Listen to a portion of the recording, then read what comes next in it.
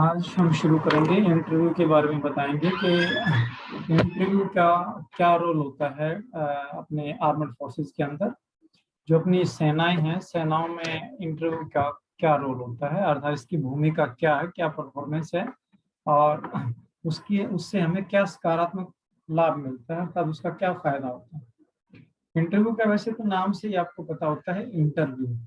Interview क्या होता है? इंटरव्यू का मतलब होता है वो आमने सामने अपने वक्तव्य को बताना है, अर्थात आमने सामने बातचीत करना इंटरव्यू कहलाता है। अर्थात जिसे हम साक्षात्कार बोलते हैं कि आमने सामने प्रत्यक्ष रूप से हम आमने सामने होते हैं, उसे भी हम कहते हैं इंटरव्यू। यानी कि विचारों का आदान प्रदान जो होता है उसे आमने सामने विचारों का जो आदान प्रदान होता है उसे हम इंटरव्यू कहते हैं। और इंटरव्यू के क्या लाभ होते हैं इसके बारे में हम बात करेंगे। लाभ में हानि क्या क्या होते हैं, अर्थात सबसे पहले तो हम बात करेंगे कि इंटरव्यू की जरूरत क्यों पड़ी। भाई, हमने आर्मड फोर्सेस के अंदर या सेनाओं के अंदर इंटरव्यू की जरूरत क्यों पड़ी। सबसे पहले हम बात करेंगे कि आजकल का जो युग है, आधुनिक जो युग है, इस आधुनिक युग की उपयोगिता को देखते हुए, अर्थात इसकी आधुनिकता को देखते हुए, शस्त्रों की भयंकरता को देखते हुए, अर्थात उत्तम जो तकनीक है, उन्नत जो तकनीक है, उस तकनीक का समावेश हो जाने के बाद जो है वो सेना में इंटरव्यू की जरूरत पड़ी। उससे पहले सेना में इंटरव्यू नहीं होता था, क्योंकि आधुनिक समय में इसकी आधुनिकता आने के बाद, अर्थात शस्त्रास्त्रों के आने के बाद, उन्नत तकनीक आने के बाद जो है वो इंटरव्यू की इंटरव्यू की जरूरत जो महसूस की गई। और माना गया कि इंटरव्यू जो है एक कारगर विधि है, एक व्यक्ति के गुण व अवगुणों का पता लगाने के लिए इंटरव्यू विधि एक उत्तम विधि है। तो इसलिए उसके बाद से जो है इंटरव्यू विधि की शुरुआत की गई, अर्थात इंटरव्यू की शुरुआत की गई। और आर्मड सेना में इंटरव्यू लेकर के ही एक सैनिक को भर्ती किया जाता है। जैसे पहले हमने बात की थी कि इंटरव्यू के माध्यम से हम उस सैनिक के अंदर जो उसके आंतरिक विचार हैं, जो उसकी मनोदिशा है, जो उसके इंटरेस्ट है, जो उसके अभिप्रेरणा है, उसका हम पता लगा सकते हैं कि इसके अंदर मोटिवेशन कितना है, उसकी अभिप्रेरणा कितनी है और इसकी रुचि किस क्षेत्र में है। क्या इस क्षेत्र में आना चाहता है या वैसे ही ये कोशिश कर रहा है और इसकी रुचि यहाँ नहीं है, वैसे इसमें आना चाहता है। तो इन सब कारणों का हम पता लगा करके फिर उस व्यक्ति का चयन करते हैं। क्या जिसके लिए हम चयन कर रहे हैं, क्या इसके लिए सूटेबल है या नहीं है। इन सब चीजों का पता हमें इंटरव्यू के माध्यम से लग जाता है। अर्थात जो इंटरव्यू करता है, जिसे हम साक्षात्कारकर्ता बोलते हैं, वो साक्षात्कारकर्ता अब उस व्यक्ति के जो समावेश है या व्यक्ति के अंदर जो विचारधारा है, उस विचारधारा को बातों ही बातों में, अर्थात इंटरव्यू के माध्यम से वो सब जान लेता है। और ये इंटरव्यू विधि जो है वो बाकी विधियों से उत्तम विधि मानी गई है कि एक व्यक्ति का चयन करने के लिए, एक व्यक्ति की योग्यता का पता लगाने के लिए, एक व्यक्ति के गुण और अवगुणों का पता लगाने के लिए ये जो इंटरव्यू की जो विधि है ये सबसे उत्तम विधि मानी गई है। और सबसे जल्दी हम इस विधि के द्वारा व्यक्ति के गुणों और अवगुणों का पता लगा लेते हैं। एक वक्तव्य के द्वारा, एक इंटरव्यू के द्वारा, एक विचार के द्वारा जो है हम उसकी विचारधारा का पता लगा लेते हैं कि ये किस दिशा में सोचता है, किस दिशा में बात करता है। तो ये सारा का सारा उसका हम निरीक्षण कर लेते हैं, अर्थात उसका परीक्षण कर लेते हैं, उसकी जांच कर लेते हैं। और जांच करने के बाद उसकी अभिरुचि यानी कि उसका मोटिवेशन कितना है, उसके जानने की इच्छा कितनी है, क्या वो और कुछ जानना चाहता है या नहीं चाहता। कई बार क्या होता है, हम ये सोचते हैं कि मुझे सब कुछ आ गया, लेकिन हकीकत कुछ और होती है। ये तो हमारा वहम होता है कि हमें सब कुछ आ गया, लेकिन ऐसा कुछ नहीं होता। संपूर्ण कोई भी नहीं होता। इवन हम भी जो हैं वो अपने आप में संपूर्ण नहीं है।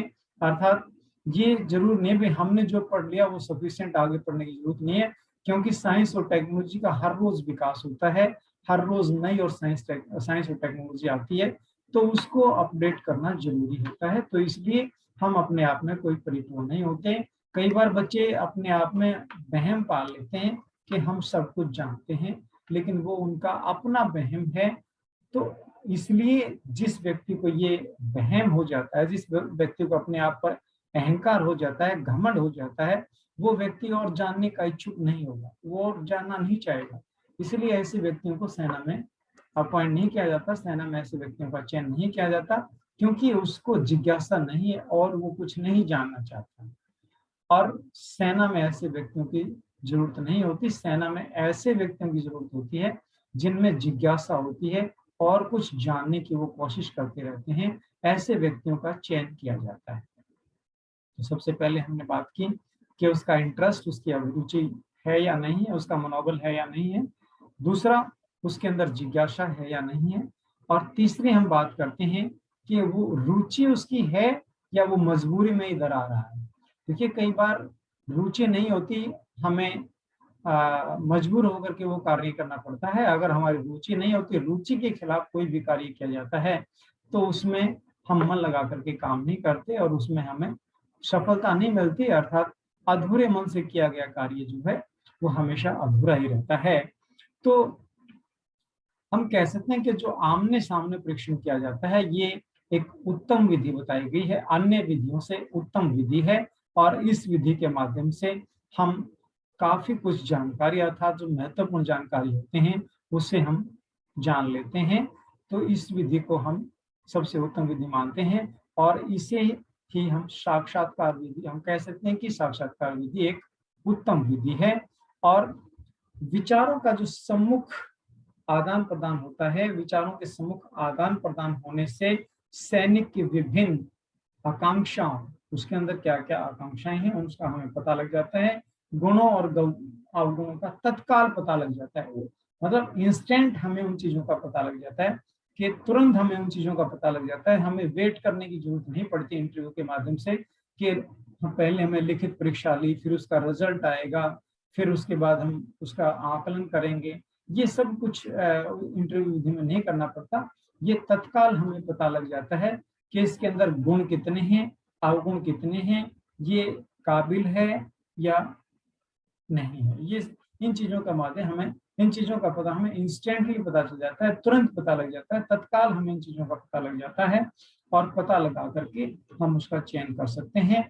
और साक्षात्कार विधि एक विशेष, साक्षात्कार विधि में एक विशेषता यह है भी है कि साक्षात्कार कर्ता जो है या साक्षात्कार जो देने वाला है, उसका जो आवेदन पत्र होता है वो भी उसके सामने होता है। जो इंटरव्यू करता है, जो साक्षात्कार करता है, उसके सामने उसकी एप्लीकेशन फॉर्म होती है, जिस एप्लीकेशन फॉर्म के अंदर उसकी सारी की सारी जानकारियां अंकित की जाती हैं, सारी की सारी इंफॉर्मेशन जो है उस फॉर्म के अंदर। जैसे आप कोई एप्लीकेशन फॉर्म भरते हैं, तो उस एप्लीकेशन फॉर्म में आपसे सारी चीजें पूछी जाती हैं। आपका नाम क्या है, आपका फादर का नाम क्या है, आपका लिंग क्या है, आपकी राष्ट्रीयता क्या है, आपकी योग्यता क्या है, आपकी डेट ऑफ बर्थ क्या है, क्या क्या विषय आपने पढ़े हैं, 10वीं में कितने विषय पढ़े हैं, उसके बाद आपने कितने मार्क्स प्राप्त किए, क्या आपकी परसेंटेज रही, +2 में क्या किया, और उसके बाद आपने ग्रेजुएशन किया, पीजी किया, कोई और डिप्लोमा किया।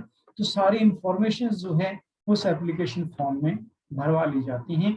और जब इंटरव्यू करता, जब आपसे क्वेश्चन करता है, तो उसको पहले अंदाजा हो जाता है कि इस व्यक्ति की योग्यता ये है, और उस योग्यता के आधार पर ही उससे प्रश्न पूछे जाएं, तो उससे हमें सकारात्मक रिजल्ट मिलेगा, अर्थात उससे हमें गुणों और अवगुणों का पता चलेगा। अगर हमें व्यक्ति की, अर्थात हमारे पास ये आवेदन पत्र नहीं है, अगर आवेदन पत्र नहीं है तो उससे हमें अंदाजा नहीं होता कि व्यक्ति की योग्यता क्या है, क्या हम जो प्रश्न पूछ रहे हैं वो उसकी योग्यता के अनुकूल हैं या उसके योग्यता के अनुकूल हैं या नहीं है। अर्थात हमें उसकी योग्यता के अनुकूल ही प्रश्न पूछने चाहिए। भाई उसका जो एजुकेशन स्टैंडर्ड है वो 10th है, 12th है, बीए है, उसकी योग्यता के अनुसार पूछें। अगर उसकी योग्यता के खिलाफ हम प्रश्न पूछेंगे, अर्थात उच्च योग्यता के प्रश्न हम उससे पूछेंगे, तो उसमें वो सकारात्मक रिजल्ट नहीं दे पाएगा, क्योंकि उसने उतनी योग्यता ग्रहण नहीं की है। अर्थात सबसे पहले हम आवेदनकर्ता के सम्मुख प्रस्तुत होते हैं, और उसके प्रस्तुत होने के बाद जो उसकी इंफॉर्मेशन होती हैं, वो सारी की सारी इंफॉर्मेशन जो है, सूचनाएं हमें मिल जाती हैं। और उसके बाद उसकी योग्यता का निर्धारण करने के लिए हमें उनसे सहायता मिलती है। और इस विधि के द्वारा आवेदन पत्र में अंकित किए गई सूचनाओं व विचारों को हम पूर्णतः स्पष्ट तो नहीं कर सकते, लेकिन काफी मदद या काफी सहायता हमें उस आवेदन पत्र से मिल जाती है। अर्थात तत्संबंधित जानकारी, अर्थात उससे संबंधित जानकारी हमें मिल जाती है। उसके बाद हम बात करते हैं कि साक्षात्कार का अर्थ क्या है, मीनिंग क्या है। मेरे ख्याल से आप समझ गए होंगे कि आमने सामने विचारों का आदान प्रदान, के जो इंटरव्यू लेने वाला होता है उसके आमने सामने आकार सहित विचारों का आदान प्रदान। भाई हमें पता चल जाता है कि आमने सामने प्रत्यक्ष रूप से जो बातें होती हैं, अर्थात जो विचारों का आदान प्रदान होता है, उसे हम इंटरव्यू कहते हैं।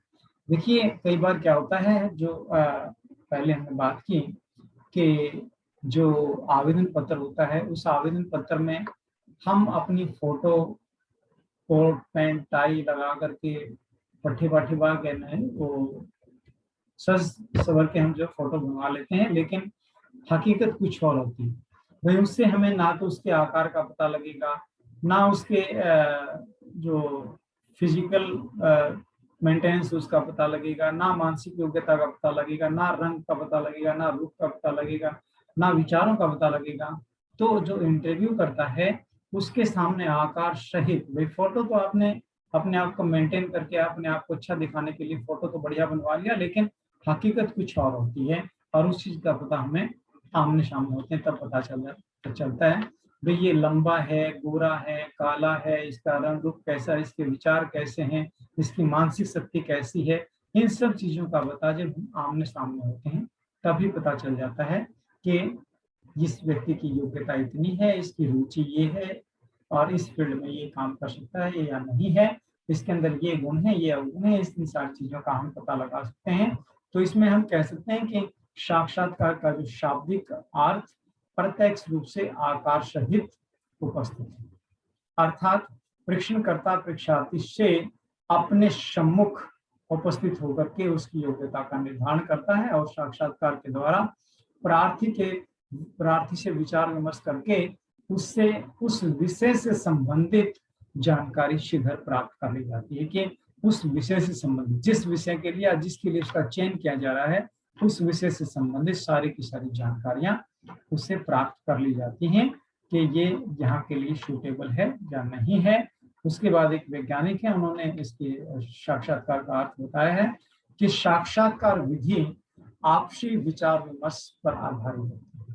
ये सारी की सारी जो इसका अर्थ हम बात करें तो उस विचार विमर्श के ऊपर ये आधारित होती है। विचारों से ही हम उसके गुण और अवगुणों का पता लगाते हैं, अर्थात साक्षात्कार का अर्थ विचारों का आदान प्रदान है।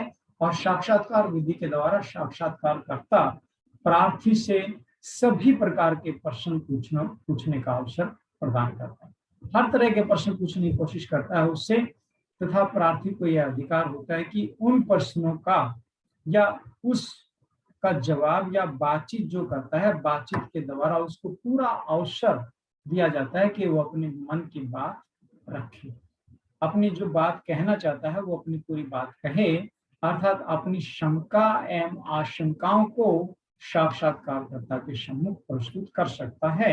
इसलिए साक्षात्कारकर्ता को समाचारों के आदान प्रदान की संज्ञा दी गई है कि जो साक्षात्कार करता है, इंटरव्यू देने वाला होता है, वो साक्षात्कारकर्ता के सम्मुख, अर्थात जो प्रार्थी है वो साक्षात्कारकर्ता के सम्मुख अपनी जो शंकाएं हैं उन शंकाओं को दूर कर सकता है और अपने विचारों को व्यक्त कर सकता है।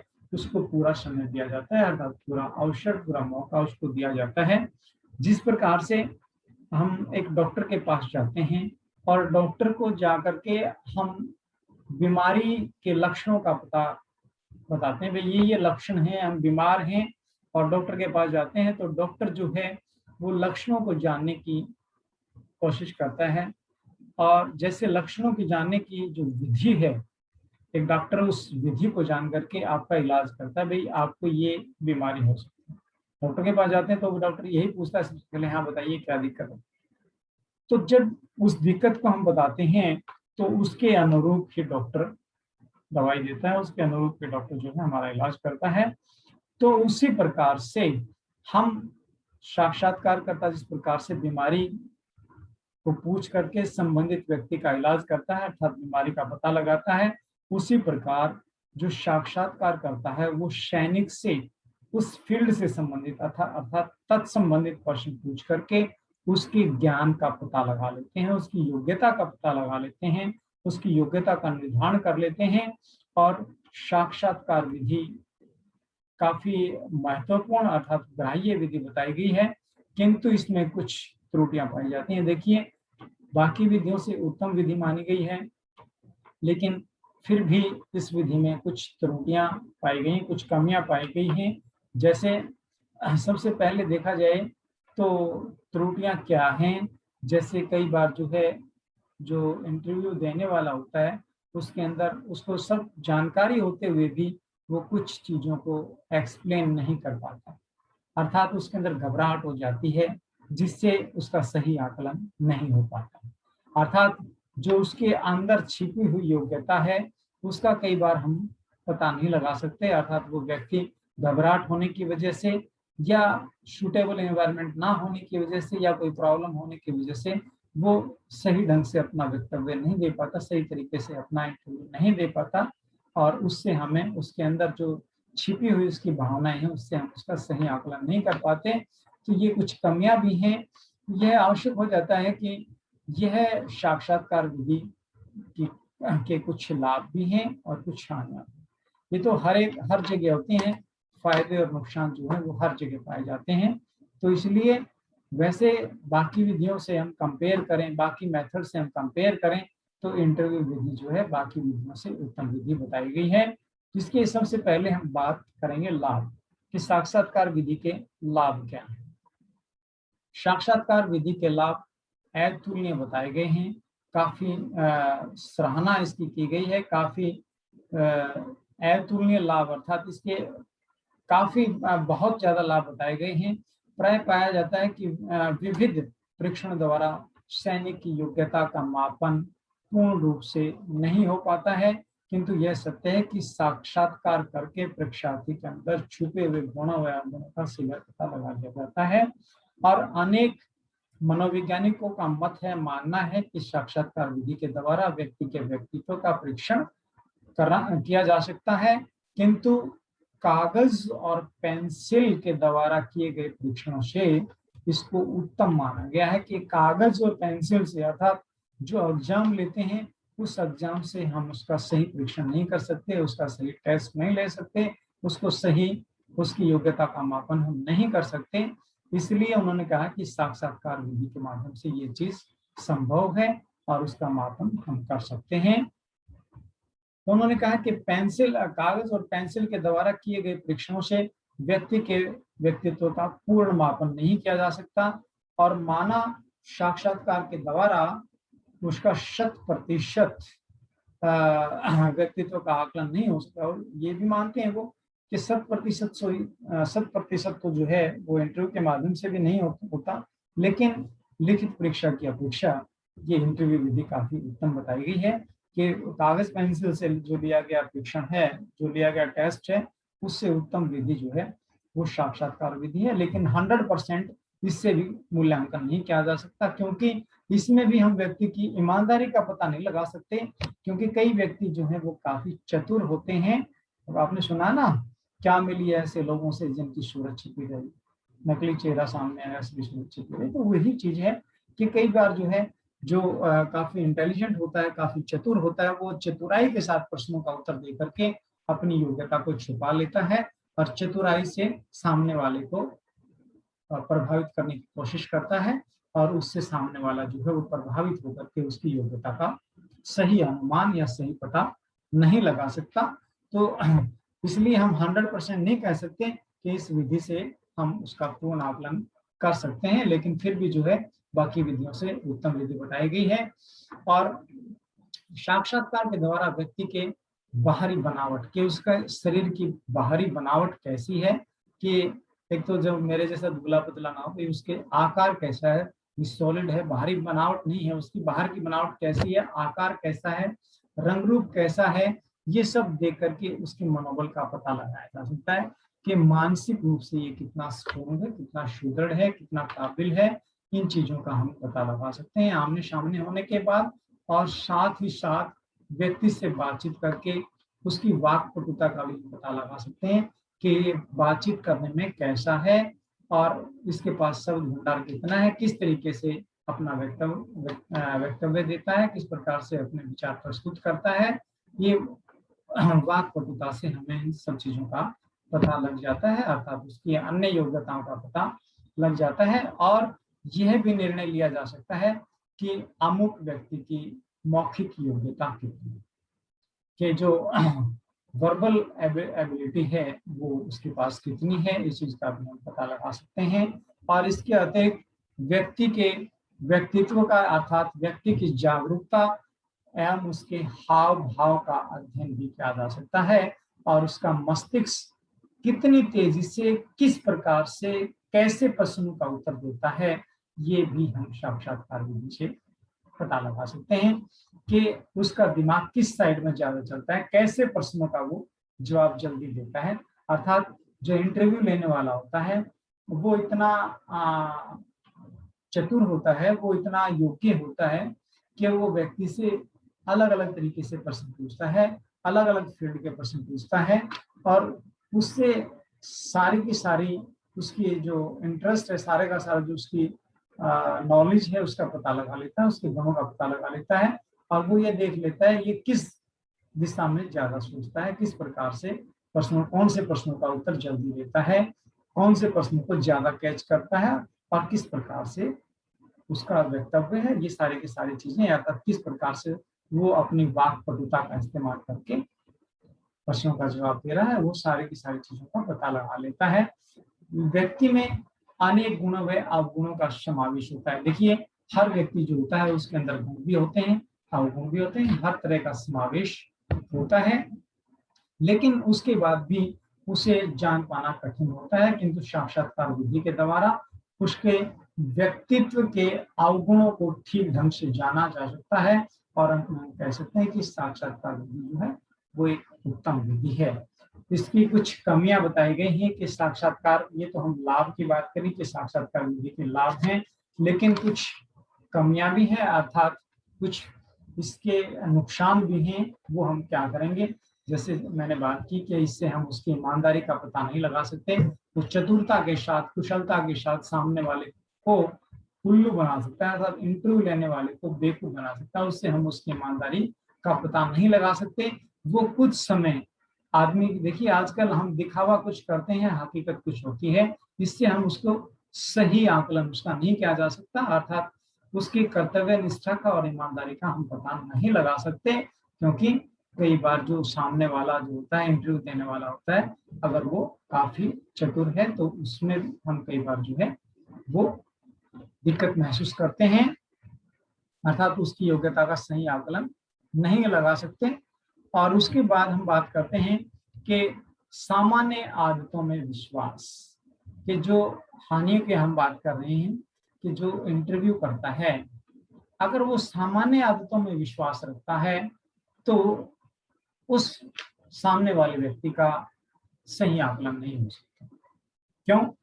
क्योंकि जो इंटरव्यू करता है वो कुछ सामान्य आदतों में विश्वास रखता है। सामान्य आदतें कैसे? वो पहले से ही सोच के आता है घर से कि वो इस तरह का होगा, इस तरह का होगा, ये करेगा, वो करेगा, मतलब उसकी जो पहले धारणा होती है, भाई मेरे सामने ऐसा कोई व्यक्ति आएगा तो मैं उसका चयन कर लूंगा, अन्यथा उसको रिजेक्ट कर दूंगा। तो इस प्रकार से हम कह सकते हैं कि सामान्य आदतों में उसका विश्वास नहीं होना चाहिए। जैसे हम सामने वाले से कुछ उम्मीद करते हैं कि भाई वो हमारा रिस्पेक्ट करे, वो दाढ़ी डूढ़ी बना करके आए, जूते पॉलिश करके आए, कपड़े प्रेस हुए होने चाहिए। तो इस प्रकार से वो सामान्य आदत बना करके चलता है, भाई मेरे ये चीजें या मेरे अनुकूल अगर वो होगा तो मैं उसको सिलेक्ट करूंगा, अर्थात रिजेक्ट करूंगा। जबकि ऐसा नहीं होना चाहिए, अर्थात जो उसकी मन की स्थिति है वो विपरीत हो जाती है, और उससे हमें उस व्यक्ति के व्यक्तित्व का सही आकलन हम उसका नहीं कर पाते। क्योंकि कई बार जो इंटरव्यू देने वाला होता है वो हो सकता है किन परिस्थितियों से आया हो, कैसे आया हो, भाई उसको यहाँ तक पहुंचने में, जहाँ इंटरव्यू देने के लिए आया, उसको आने में यहाँ तक 2 दिन का, 3 दिन का, 4 दिन का समय लगा हो, वो ट्रेन से आया हो सकता है उसको कहीं नहाने की जगह ना मिली हो सकता है उसको कहीं रुकने की जगह ना मिली हो सकता है वो कहीं कपड़े साफ नहीं कर पाया हो, जूते पॉलिश नहीं कर पाया हो, दाढ़ी नहीं बना पाया हो। तो उससे ये थोड़ी है कि उसकी जो अंदर की जो योग्यता है उसके अंदर कुछ नहीं है। हम बाहरी उसके बाहरी चीजों को देख करके या उसकी पर्सनैलिटी को देख करके हम उसको रिजेक्ट कर दें, ऐसे उसका सही आकलन नहीं कर सकते। जब तक हम उसके विचारों का आकलन नहीं करेंगे, जब तक उसके विचारों अंदर का जो आकलन नहीं करेंगे, उसकी मानसिक दशा के बारे में जब तक हम उससे प्रश्न नहीं पूछेंगे, तो ये जो सामान्य आदतें हैं ये उस चीज का नहीं पता लगाएंगे, अर्थात ये कमी है, उससे हम उस व्यक्ति के व्यक्तित्व का पता नहीं लगा सकते, और जिससे जो है हमें रिजल्ट जो है वो नकारात्मक मिलेंगे। अर्थात कि सामान्य जो आदत है वो साक्षात्कारकर्ता उनमें विश्वास ना करें। दूसरा बताई गई है परंपरागत मान्यता। कि परंपरागत मान्यता में क्या बताया गया है कि जैसा व्यवहार मुझे पसंद है वैसा ही व्यवहार करें। भाई हर व्यक्ति का व्यवहार एक जैसा नहीं होता। तो परंपरागत मान्यता पर मैंने ये सोच लिया तो ऐसा ही होना चाहिए, उसका व्यवहार ऐसा होना चाहिए कि वो आए, वो आकर के क्या कहेंगे आप, आकर के वो उसके अंदर कुछ एटिकेट्स हों, वो मुझे इस तरह से मेरे सामने प्रस्तुत हो, मतलब वो कुछ न कुछ उसी से उम्मीद करता है, लेकिन जबकि ऐसा नहीं होना चाहिए। व्यक्ति का जो व्यक्तित्व है उसका व्यवहार पसंद उसको आता है नहीं आता है, और वैसा ही परीक्षार्थी से चाहता है। भाई जैसा व्यवहार मुझे पसंद है वैसा ही वो सामने वाले से चाहे, इसकी उसको अपेक्षा नहीं करनी चाहिए। अन्य गुणों की अधिकता भी जो है परीक्षार्थी द्वारा अपरंपरागत स्वाभाविक आदतों में त्रुटि करने के विपरीत परिणाम का भागीदार बनती है, और परीक्षणकर्ता परीक्षार्थी की किसी बात से चिढ़ जाने पर प्रश्नों के जो स्वरूप, प्रश्नों का जो रूप है वो बदल जाता है। भाई किसी प्रश्न से या किसी जवाब से, किसी आदत से जो है वो इंटरव्यू लेने वाला जो है परीक्षार्थी से चिढ़ जाता है, और उसके बाद जो प्रश्नों का आकार है वो बदल देता है, अर्थात घुमा फिरा करके प्रश्न करना शुरू कर देता है। तो ऐसी परंपरागत आदत उसकी नहीं होना चाहिए, परंपरागत मान्यता उसके अंदर नहीं होनी चाहिए। अगर ये आदत उसके हैं, अगर वो चिढ़ जाता है उसके आकार को देख करके या उसकी जो मान्यताएं हैं उनके खिलाफ वो चला जाता है, तो उससे उसको चिढ़ना नहीं चाहिए। अगर वो इन बातों से चिढ़ेगा तो उस व्यक्ति के व्यक्तित्व का या उस व्यक्ति का जो या उस सैनिक का जो है वो सही आकलन नहीं कर पाएगा, और उससे उस व्यक्ति को भी निराशा मिलेगी, अर्थात जिससे सामान्य परीक्षण नहीं हो सकता। और ऐसा नहीं होना चाहिए किसी एक परंपरागत आदत की कमी के कारण परीक्षार्थी का उतना ही अंक घटाना चाहिए जितना काबिल हो, जितना योग्य है, या उसके लिए जितने अंक निर्धारित किए गए हैं उतने ही अंक घटाने चाहिए। ये नहीं कि उसको बिल्कुल क्रॉस कर दें, बिल्कुल उसको नकारा कर दें, ऐसा नहीं होना चाहिए। उसके बाद पक्षपात, ये इंटरव्यू विधि एक ऐसी है, ये कई बार पक्षपातपूर्ण हो सकती है, क्योंकि मान लो किसी की सिफारिश है तो उससे हम आसान प्रश्न पूछ लेते हैं, और किसी की सिफारिश नहीं है तो उससे हम मुश्किल प्रश्न पूछ लेते हैं, तो ये पक्षपातपूर्ण हो सकती है, जो नहीं होनी चाहिए उसके क्योंकि पक्षपातपूर्ण होगी तो उससे हम सही निर्णय नहीं ले सकते, अर्थात सही व्यक्ति का चयन नहीं कर सकते। और उसके बाद बताया विपरीत विचार के, जिसे हम बात कर रहे थे परंपरागत मान्यता की, उसी प्रकार से विपरीत विचार कि कई बार जो है वो हमारे और उसके विचार जो है नहीं मिल पाते, और विचार ना मिलने की वजह से हम जो है उससे उल्टे सीधे प्रश्न पूछना शुरू कर देते हैं, अर्थात हमारा मनमुटाव हो जाता है। और उस जो साक्षात्कार करता हुआ परीक्षार्थी जो होता है, उन दोनों की मन की स्थिति जो है विपरीत हो जाती है, जो कि पूरी प्रक्रिया को खराब कर देती है, जो कि पूरी प्रक्रिया के ऊपर असर डालती है। और उसके बाद हम बात करते हैं कि पाठ्यक्रम से बाहर के प्रश्न पूछे जाते हैं। मान लीजिएगा आपके एग्जाम के अंदर जो है वो आउट ऑफ सिलेबस क्वेश्चन आ जाए, तो क्या आप उनको कर पाएंगे? नहीं कर पाएंगे। तो इसी प्रकार से जो इंटरव्यू लेने वाला होता है उसका भी एक पाठ्यक्रम सिलेक्ट होना चाहिए कि इस फील्ड के लिए आप इंटरव्यू देने आए हैं, इसके लिए आप चयन होने के लिए आए हैं तो उसका एक सिलेबस होना चाहिए, उसका एक पाठ्यक्रम होना चाहिए, उससे संबंधित प्रश्न पूछे जाने चाहिए जिससे उसके व्यक्तित्व का पता लग सके। अर्थात पाठ्यक्रम से बाहर के प्रश्न हम पूछेंगे तो उससे हम उसकी योग्यता का सही अनुमान नहीं लगा सकते।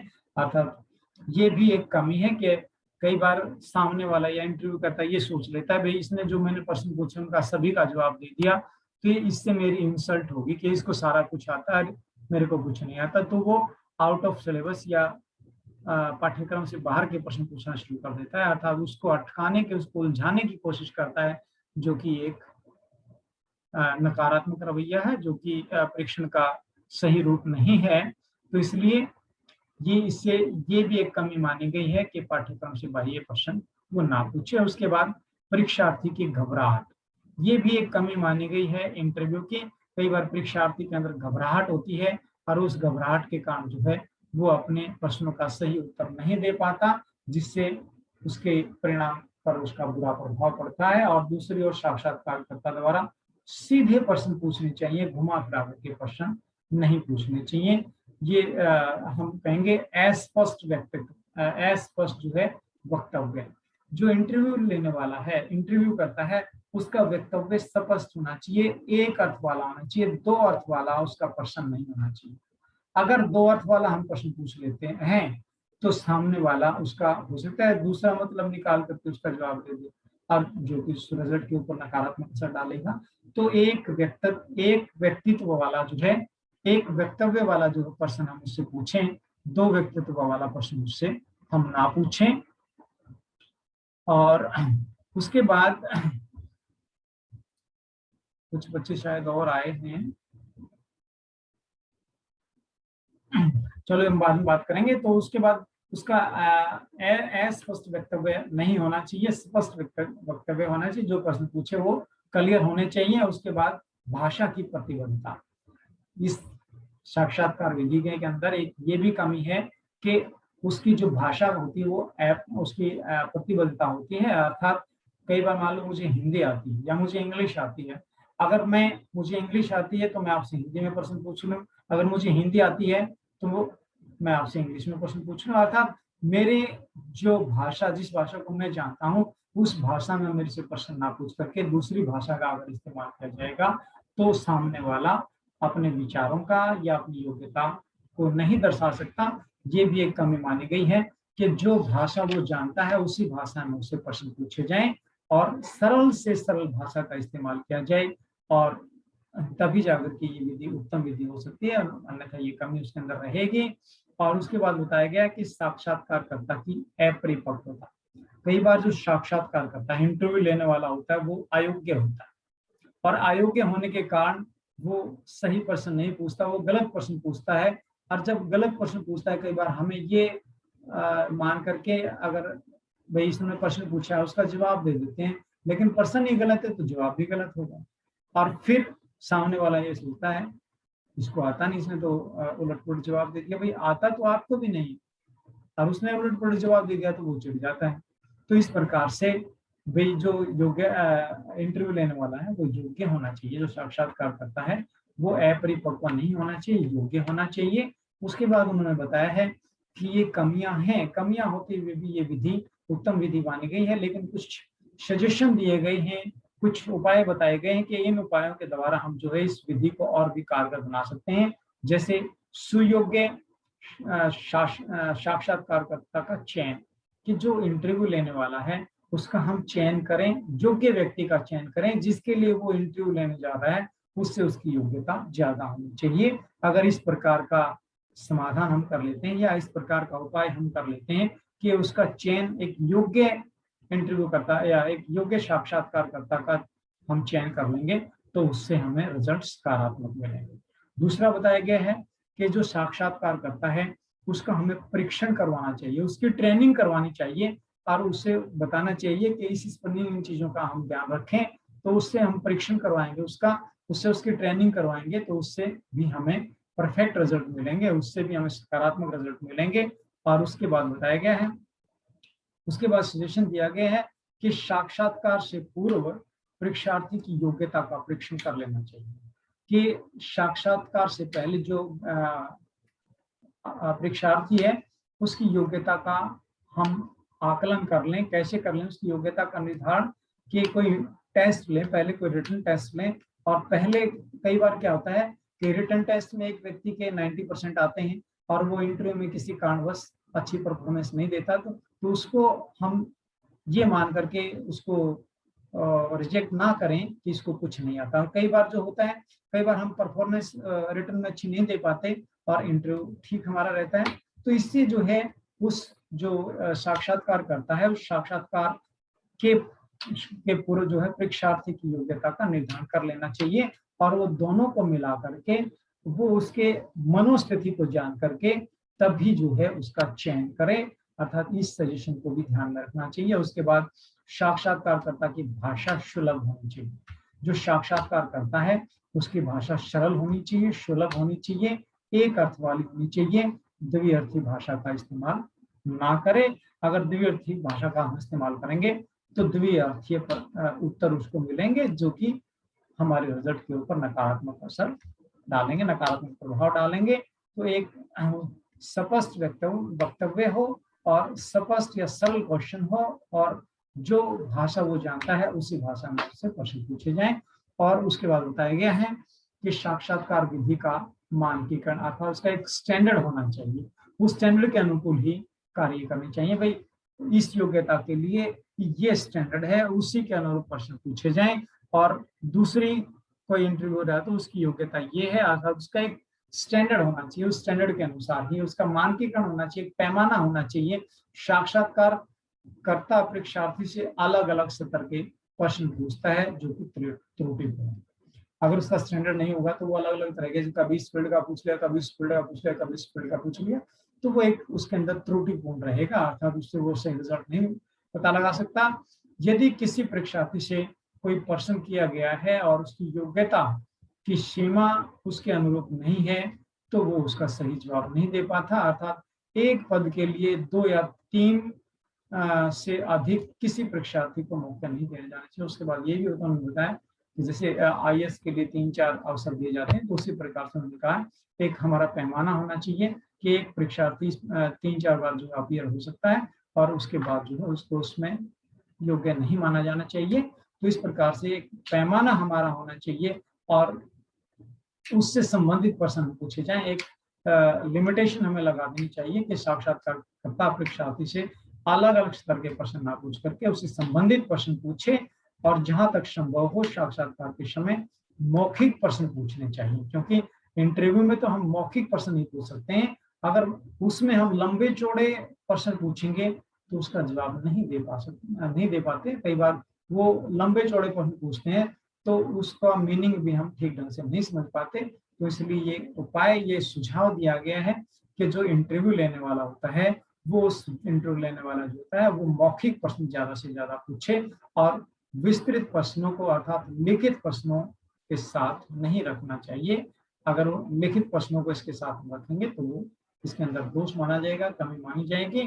तो इसलिए आज हमने ये जो किया इंटरव्यू, इसके क्या फायदे हैं, इंटरव्यू का मीनिंग क्या है, उसके बाद इसका लाभ क्या है, हानियां क्या है और उपाय क्या है। तो ये आज इंटरव्यू के बारे में चर्चा की। क्यों और ये सेना में क्यों जरूरी है, क्योंकि आजकल जो है आधुनिक समय के अंदर अर्थात साइंस और टेक्नोलॉजी का विकास होने के बाद जिन चीजों की आवश्यकता पड़ी, इन चीजों की जरूरत महसूस की गई कि सेना में इंटरव्यू के माध्यम से सैनिकों का चयन किया जाए।